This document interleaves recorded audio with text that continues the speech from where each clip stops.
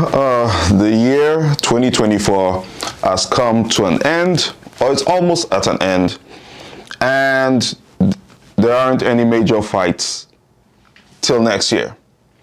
This is literally what the MMA combat sports space sounds like right now.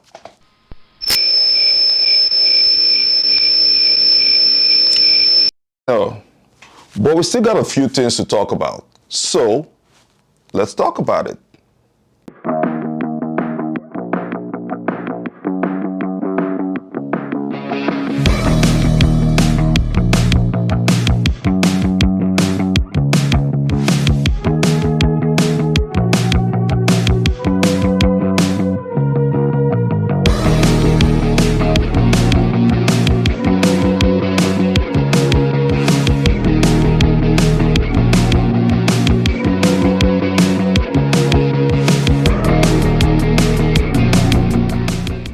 Hi boys and girls, this is a very slow week. I'm just trying to meet up my quota of videos that I need to put out before the year runs out. It's a personal thing for me to present videos and some content to you guys, because to me this isn't content. This is just me coming here having a conversation with you guys about combat sports and the stuff that we all are passionate about. So with that being said, a few things have happened over the last couple of days that I'd like to point out. I'm not going to talk about the last UFC fight night with Colby Covington and Joaquin Buckley. Yeah, you know, it is what it is. There's nothing to talk about there.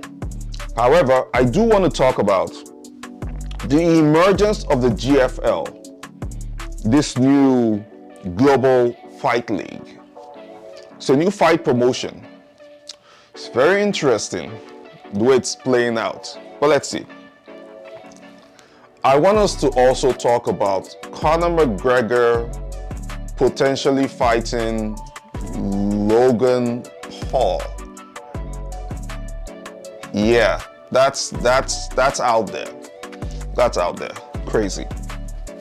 Rumor has it that Alex Pereira might be fighting Khamzat Chimaev at 205. I don't know. Weird. Very weird. Very weird news. Unconfirmed rumor, but really weird. And last but not least, I would like us to have a conversation about Demetriuos Johnson's recent collaboration on his YouTube channel with the legendary Khabib Nurmagomedov. Talk about star power, we'll get into it. Just give me a second.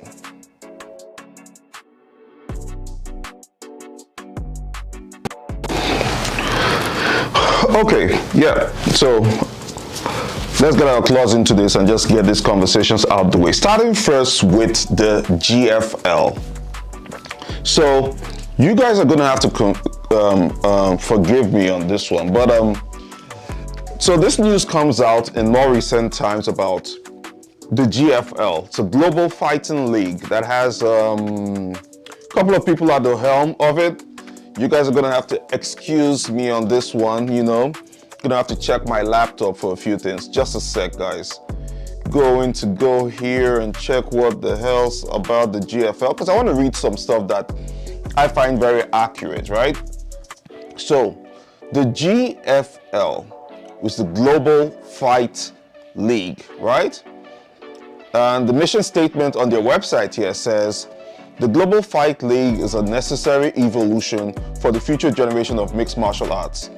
Our mission is to build a world-class athlete-first, very important words, athlete-first league rooted in integrity, collaboration, and a shared passion for mixed martial arts, sharing revenues with our athletes and delivering unparalleled excitement to the fans.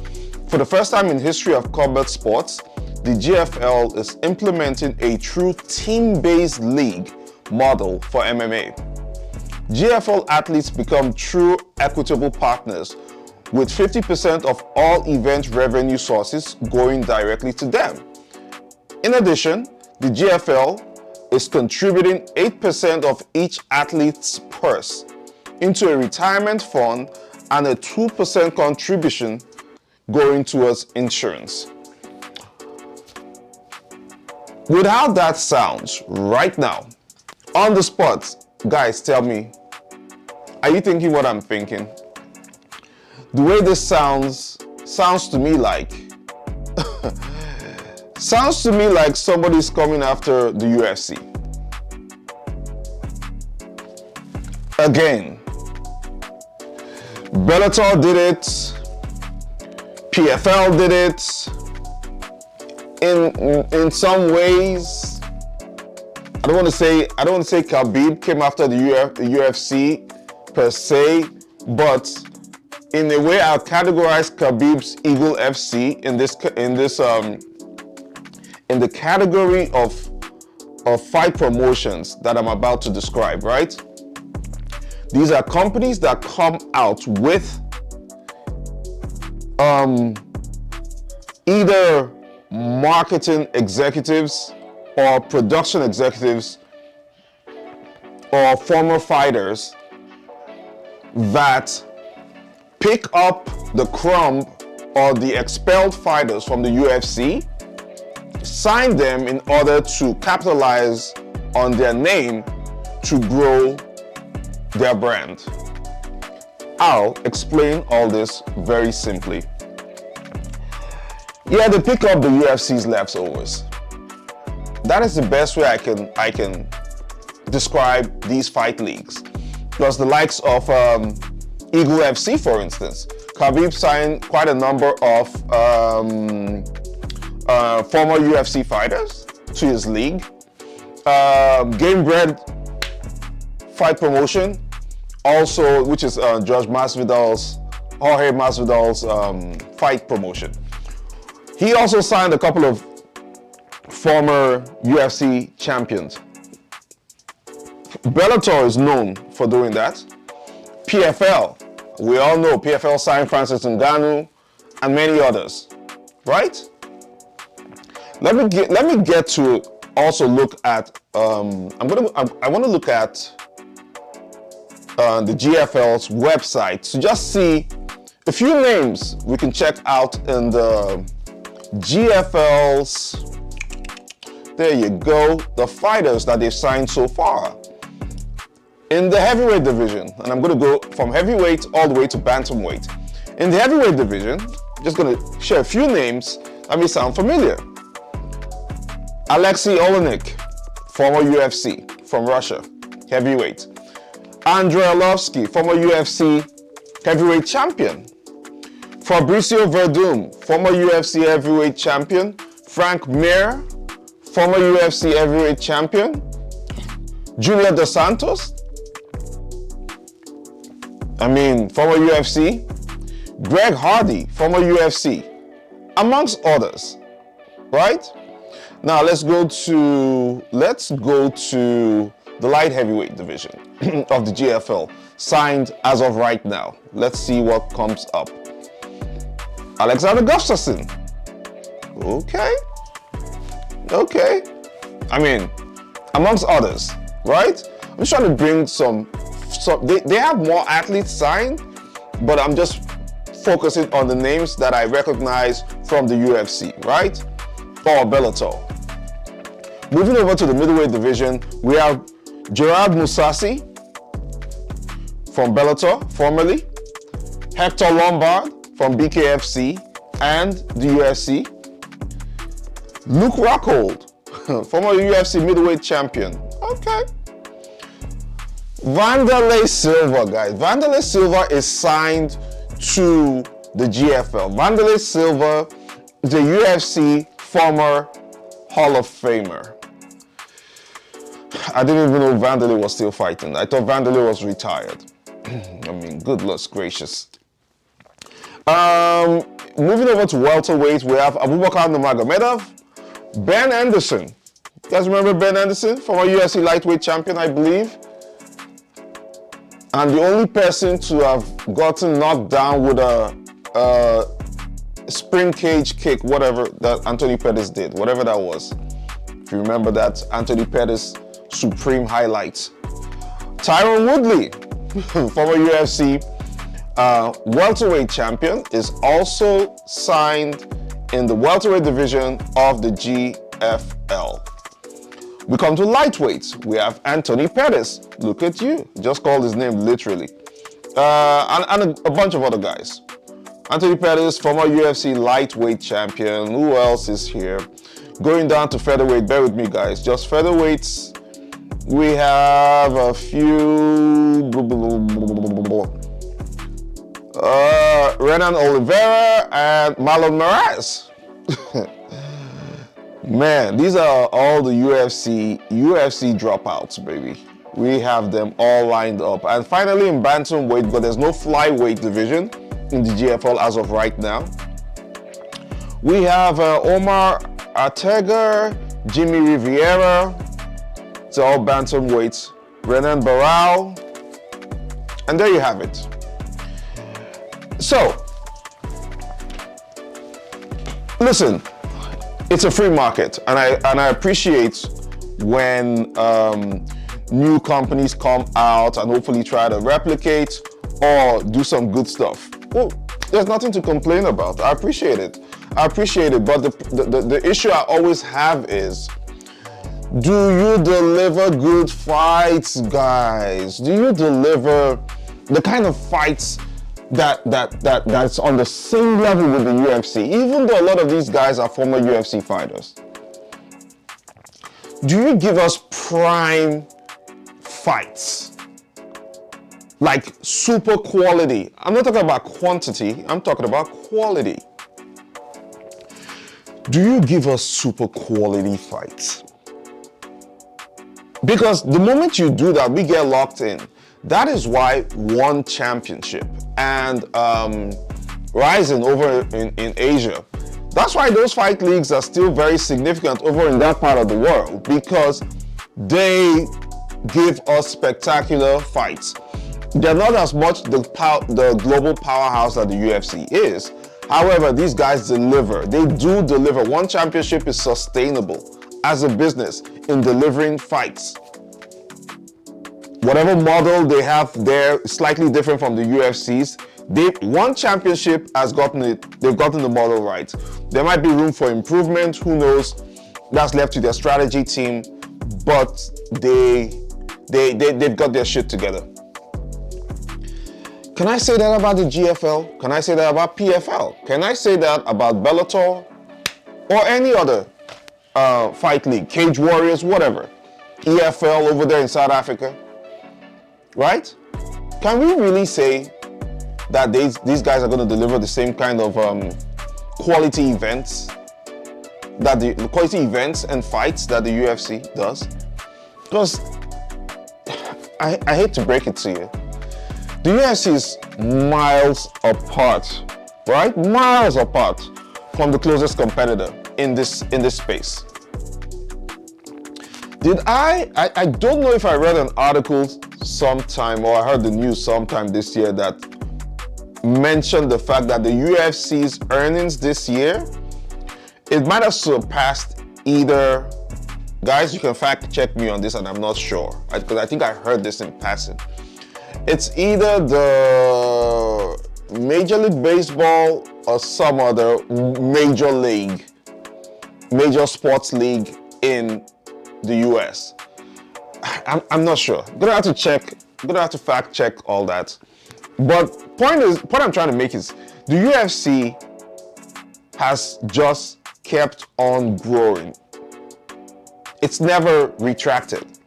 And it's like they struggled in the first 10 years, going through the turbulence of state commissions all over the US, finally get their footing and get their act together. And it's been a rocket ship for the last couple of years. 30 years, actually, plus, to be maybe 31 now. UFC is 93, 31 years, about to be 32 years next year. Everybody else is playing catch up, right? And it's one thing to attract fighters with a certain type of pay structure, right? And that pay structure may be, you know, we're going to give the fighters 50% of the earnings, 2% is going to insurance, blah, blah, blah, blah, blah, and stuff like that. All well and good. All well and good. Is it sustainable as a business model? I don't know. I want to believe these guys who are coming together have the financial backing. I think they may have some financial backing from either the Middle East or India. Might be wrong, but that's what I think. But then again, it's one thing to have financial backing, it's another thing to play this in the long term. It's not a sprint, it's a marathon. And then my last focus on this will be, what the hell kind of old ass fighters are you bringing on board? You know, and far be it from me to tell anybody when it's the time for them to hang up the gloves. Far be it from me. I'm not that guy to do it unless it's pretty obvious, right? Like Tony Ferguson. Yeah, if he hangs up the glove, not a problem for me. Like other fighters like Anthony Smith. If he hangs up the gloves, also not a problem for me. Very happy with those decisions. However, for the most part, I'm not in the habit of telling fighters when to hang up the gloves. But when you have names like Frank Mir, when last did Frank Mir engage in a really exciting fight? When you have names like Tyron Woodley, who was knocked out by a YouTuber, whether that was staged allegedly or not, I don't care. You have other names, Junior Dos Santos, and all these names, right? I'm not trying to say these dudes are washed up, but these guys are no longer UFC caliber prime fighters anymore. Why do we want to see them? Why do you guys think like we're going to be interested in seeing them square off or fight? Who wants to see Wanderlei Silva fight today? Anybody? Is there anybody who's interested in seeing Wanderlei Silva fight? Yeah, I didn't think so. I did not think so. But hey, listen, hey. You guys do what you gotta do. I wish the GFL the best.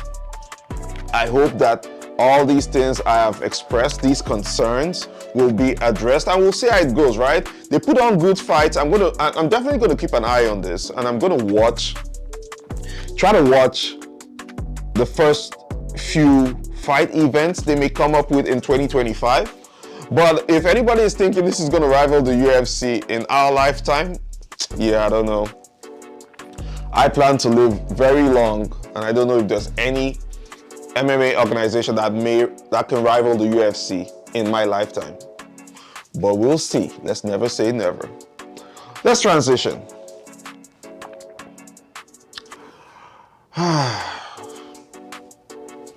Conor McGregor. Every time I have to say Conor's name, I have to give out a sigh of frustration. Every time. It's not been a good year for Conor McGregor. In fact, it's not been a good 3 years for Conor McGregor. I think the high point of the last 3 years for Conor McGregor would be starring in the movie Roadhouse, which absolutely sucked. And even Roadhouse, he was taking L's in that movie. So Conor hasn't gotten a major win. And if any of you is familiar with what's been happening in the last couple of months with his civil lawsuits that he lost, yeah, my man is not really winning. So when I wake up and I hear this news that Conor is in talks to fight Logan Paul, I'm like, are we at that level now? You have Michael Chandler waiting his ass out there for you. You also have, actually there's nobody else that Conor can fight right now that might be exciting. No, nobody. Actually, I would put Conor with, if I had to bring Conor back into the UFC right now, yeah, I still wouldn't give Michael Chandler that fight. I would have Conor fight someone like Charles Oliveira. I think Oliveira is in a very good position for red panty night right now. And he was denied that when he was a champion. Had that belt taken from him for a fucked up reason. But my point is this. So Conor has a little bit of option, not much, but a lot. But he has options in lightweight and he has options in welterweight. Conor can even come into the UFC at a catchweight and say he wants to fight. And you have people lining up to serve the master. So, he's not interested in the UFC, but rather wants to go and fight Logan Paul in boxing. Like, Jesus. Give me strength, Lord.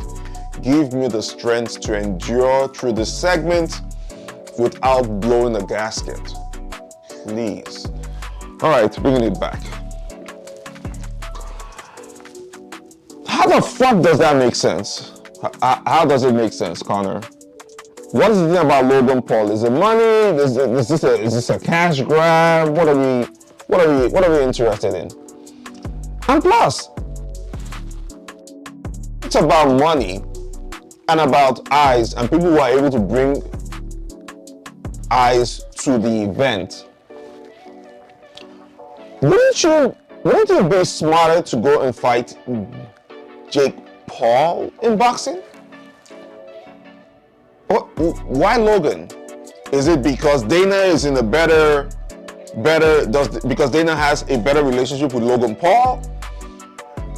Is it because the UFC and the WWE are now sort of media partners, right? Or business partners under the umbrella of Endeavor? What is the angle? What is the reason? Will Logan bring more eyes to the event than Jake Paul will? I highly doubt that. So if it's just about money, because there are no belts are going to be on the line, and I don't understand why he wants to fight Logan Paul. This is going to be a circus. This is going to be another finical. I am certainly not paying any money. I'm not even paying 15 plus taxes. I will not pay $15 plus taxes on that fight. Speak more of a ticket that is higher than $15. I will not do it. It better be free. The most I can give you guys is my time. And I don't believe I'm going to give you my time for the entire event. I might give you my time for the main event, which will be Conor versus Logan. I might give you my time to watch that main event card. Yeah, I'm not doing any of the prelims.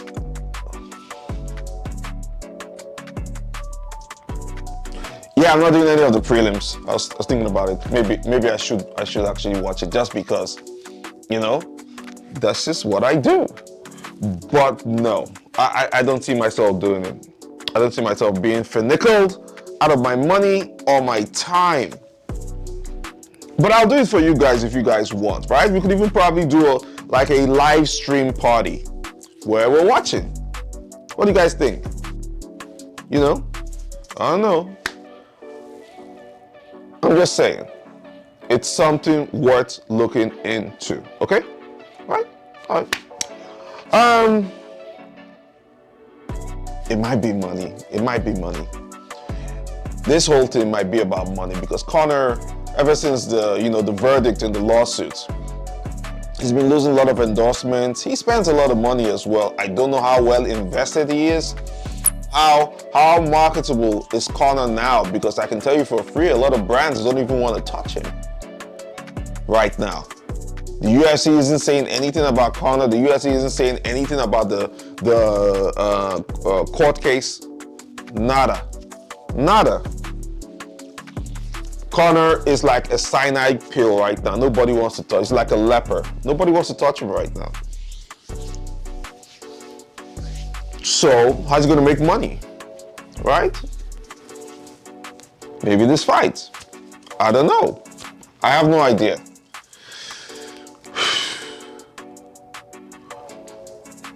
But this shit doesn't make any sense. Makes no sense to me. Do you guys really want to see it? Who wants to see Conor fight Logan Paul? I don't mind seeing Conor fight Jake Paul just because Jake has more fights. I repeat, Jake has more fights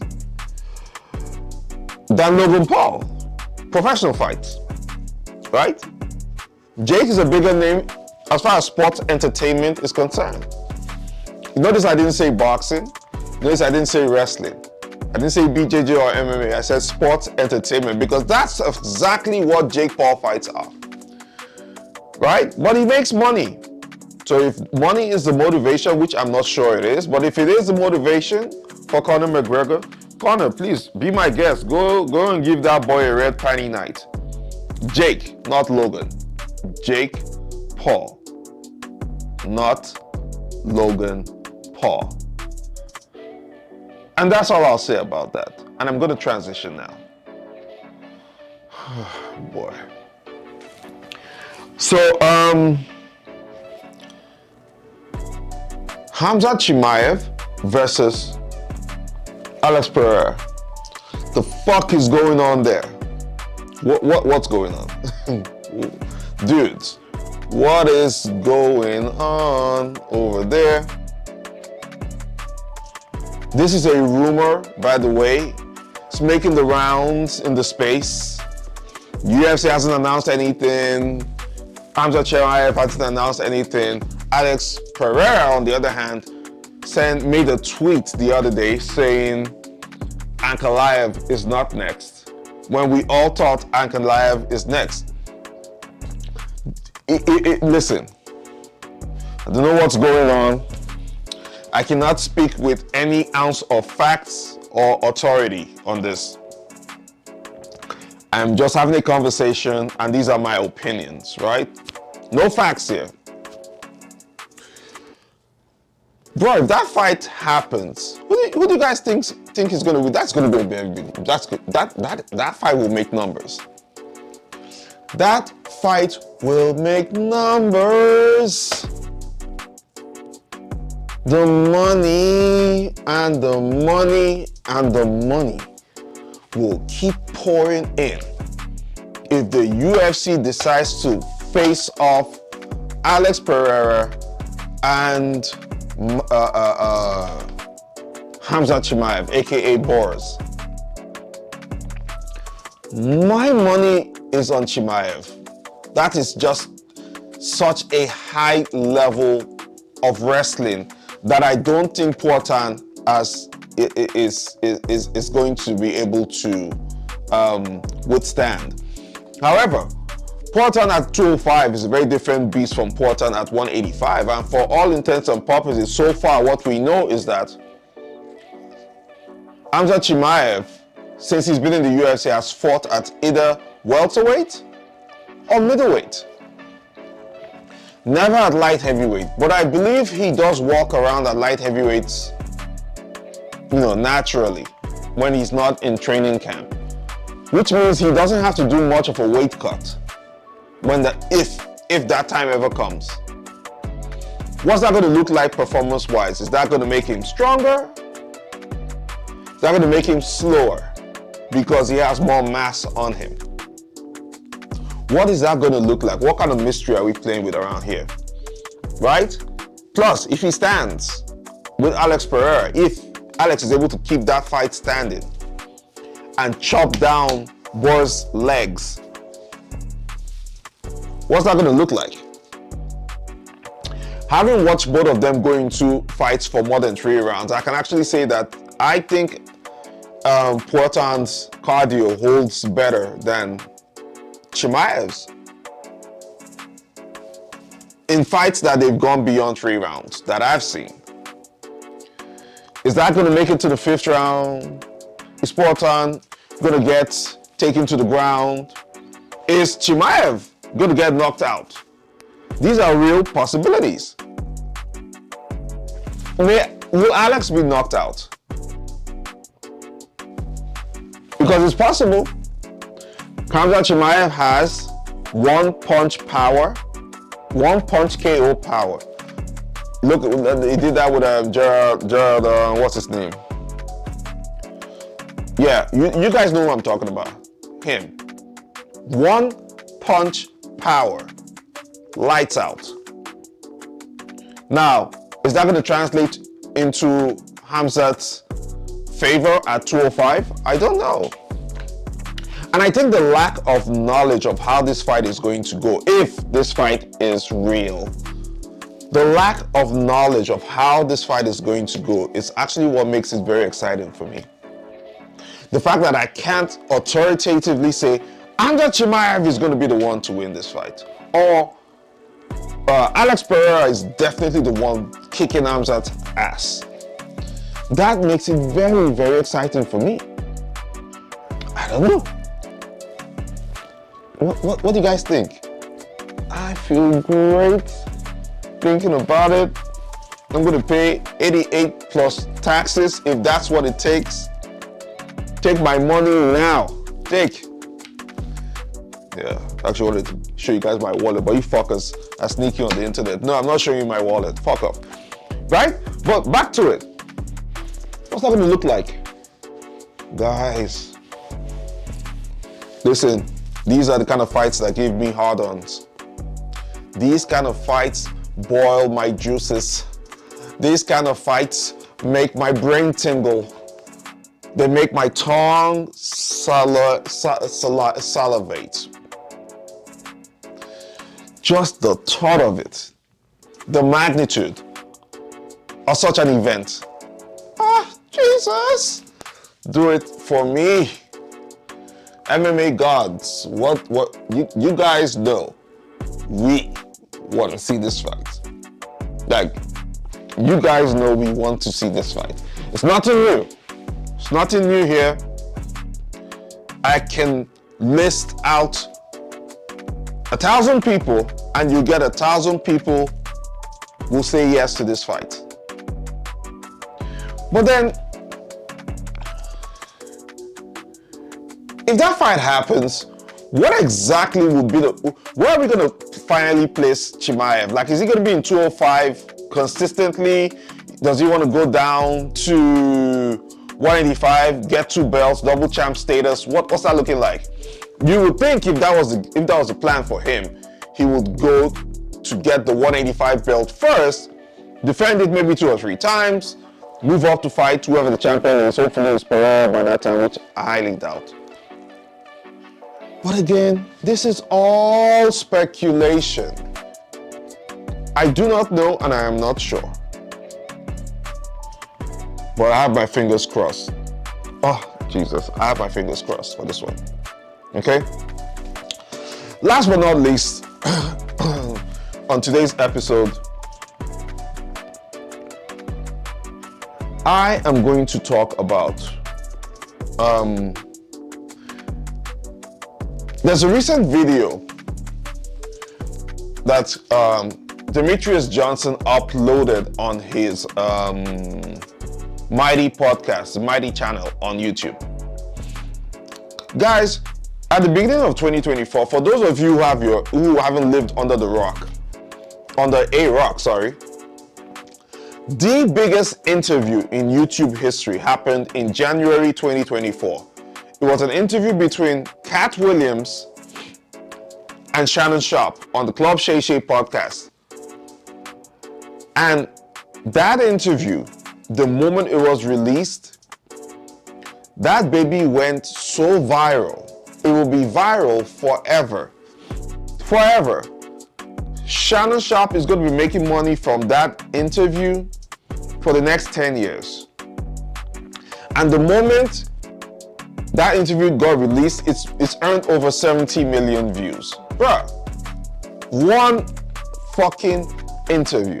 70 million views. And Shannon Sharpe was already a known name in sports commentary. He was already a known, celebrity, I would say. A known celebrity when it comes to the YouTube space. But he never made those kind of numbers until Cat Williams came there and blew it out the water. I say all this to say, Demetriuos Johnson's podcast, and it's a good podcast, by the way, and he's interviewed quite a good number of people. Jamal Hill, he's interviewed Israel Adesanya. I don't know why I'm saying Adesanya like my name is Bruce Buffer. No, Israel Adesanya. He's interviewed, I believe, Kamaru Usman. I'm not sure. I'm gonna have to check that one. He's interviewed Merab and a few others, right? None of those interviews in the past have done the kind of numbers that this current interview or this current video on Demetriuos Johnson's YouTube channel has done. And you know what video I'm talking about? So Demetriuos Johnson had a training session with Khabib Nurmagomedov, Islam Makhachev, Umar Nurmagomedov, and their entire crew at the UFC Apex. And he had his cameraman there following the training session. And the moment Demetriuos Johnson uploaded that video on YouTube, in less than 5 days, that video had over 3 million views, about to hit 3.5 million, and it might hit 4 million by the end of the month. In fact, by the time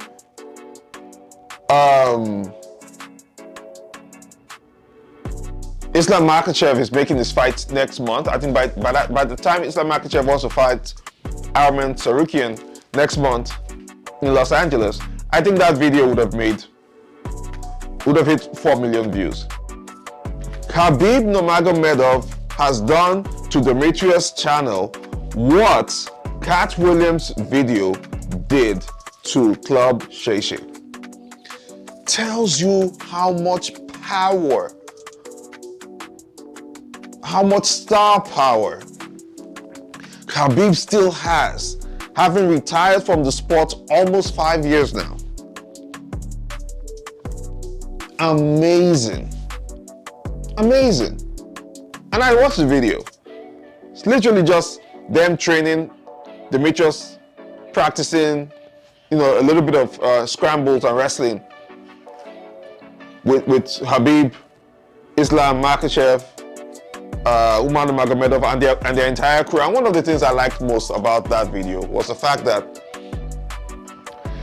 not only are Khabib's guys very respectful of Khabib, they were fanboys of Mighty Mouse. You could tell. You could tell that all of them, they liked Demetriuos Johnson. You could tell that they've been fans of Demetriuos Johnson. Khabib even acknowledges Demetrius' greatness in the video. I absolutely loved it. Absolutely loved it. I wish Conor could do that. I really wish Conor could do more videos or make himself more likable, where his star power could be used to uplift others. I can't really say that's been Conor's thing. I don't know if he does some kind of philanthropy outside of what we see, but Conor's star power is probably for nothing but himself. And I don't roll like that. If I had that kind of star power, trust me, I'd use that star power to uplift a lot more people, right? And I'm sure Khabib didn't plan this, but again, this thing has almost 3.5 million views in 5 days as of recording right now. A fucking round of applause. Fucking round of applause. I loved it. You guys keep doing what you keep doing. I have to go now. It's getting to the end of the year. It's getting very cold, and I like to, wind down a little bit. Working on a few things that I want to start doing next year. looking to live stream a lot more next year, hopefully, because live streaming might just be one way where I can meet up with certain things that are happening in the space. Still trying to work my way around the structure, haven't done it yet, but again, it's a new channel. Like I said, guys, we're trying to make it work. I'm trying to find a sweet spot between presenting myself to you guys to have these conversations and also balancing out real life and what's happening in my real life, because there's a lot going on. I have my eyes on so many things. This fucking ADHD brain just doesn't want to settle. It just doesn't settle. It's thinking about too many things, trying to grab and do too many things at the same time. And I can't afford a fucking personal assistant, so I got to do all this by myself.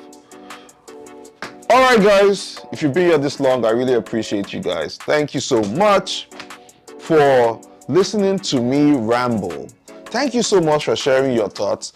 I never thought we would make it this far in 2024, but as slow as our growth is, we've been making growth on this channel since we started. I really appreciate that. I really appreciate that. And you guys kick my ass a lot in some of the comments. It's okay. Listen, it's called engagement. Like, you guys know I like engagement. I like you guys to really, really, really engage, share your thoughts. Some of you do, some of you don't. But if you're seeing this, please like, share, and subscribe. Hit the notification button to get my new videos or live stream. Hey, I'm hinting at live streams now when they happen. Okay? I love you guys. Mr. TDC is out.